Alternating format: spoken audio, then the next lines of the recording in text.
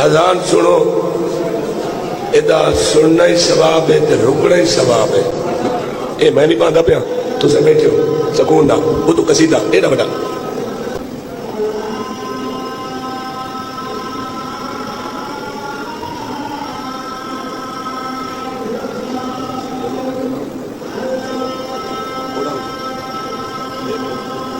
سارے دا پروگرام ہے تو نماز پڑھیے میں تو مڑ پڑھ لی سر.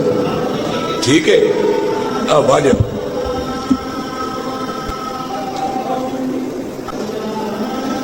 بسم اللہ الرحمن الرحیم. مومنین اکرام، آپ نے دیکھا معروف شیعہ ذاکر بابا سید مشتاق شاہ صاحب آف جنگ ایک مجلس کے دوران مجلس وہ قصیدہ پڑھ رہے تھے کہ آذان کی آواز آئی اور انہوں نے فوراً ہی وہیں مجلس روک دی، قصیدے کو روک دیا جیسے ہی اللہ اکبر کی آواز ان کے کانوں میں آئی، اور اذان کے احترام میں وہ خاموش رہی. اور پھر بجائے اس کے کہ مجلس پڑھتے انہوں نے کہا کہ آئیے، یعنی سامعین سے کہا کہ آئیے پہلے نماز پڑھتے ہیں پھر اس کے بعد مجلس شروع کر دیتے ہیں. تو یہ سوشل میڈیا پہ میں نے یہ واقعہ دیکھا، یہ مجلس سے عزا کا یہ منظر، میرا ذہن ایک دفعہ کربلا کی طرف چلا گیا کہ جہاں جب 10 محرم کو نماز ظہر کے وقت، ظہر کا وقت ہوا، سعید نے آسمان کی طرف دیکھ کے کہا مولا دل چاہتا ہے زندگی کی آخری نماز آپ کی اقتداء میں پڑھ لیں. امام حسین علیہ السلام فرماتے ہیں مظلوم کربلا، سعید تو نے آخری وقت میں نماز کو یاد رکھا، اللہ تیرا شمار نمازیوں میں کرے بروز محشر. شہید ہو رہے ہیں، جان کا نذرانہ پیش کر رہے ہیں، یہ نہیں فرمایا کہ اللہ تیرا شمار شہیدوں میں کرے، فرمایا تمہارا شمار اللہ نمازیوں میں فرمائے. یہ ہے عظمت نماز. ہمارے ذاکرین، واعظین، خطباء، علماء، ان کو چاہیے امر بالمعروف و نہی عن المنکر. دیکھیے جہاں تک عزاداری مظلوم کربلا کی بات ہے تو عزاداری مظلوم کربلا ہماری شارگ حیات ہے.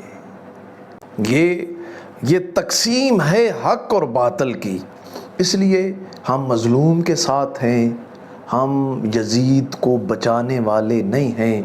ہم یہ عزاداری، یہ ولایت علی علیہ السلام پہ ہم شیعان حیدر کرار کو یکجا ہونا ہے. ولایت علی علیہ السلام کہ جو یہ نماز، روزہ، حج، زکوٰۃ، خمس، جہاد، ہم ولایت علی علیہ السلام پر رہ کے امر بالمعروف و نہی عن المنکر کریں.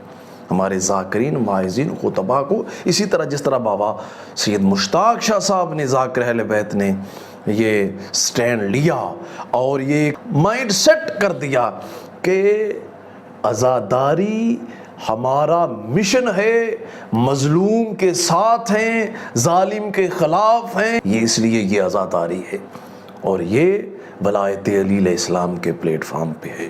اس لیے ہمیں اپنی مجالس میں، اپنی محافل میں ہمارے خطباء، علماء، واعظین کو چاہیے کہ مشن کربلا بھی بیان کریں. جیسے ایک سرائیکی خطیب، ان کا جملہ بڑا مشہور ہے کہ وہ جب بھی مجلس پڑھتے تھے تو شروع میں کہہ دیتے تھے پہلے میں تانوں شان سنے سا، پھر فرمان سنے سا اور پھر ارمان سنے سا.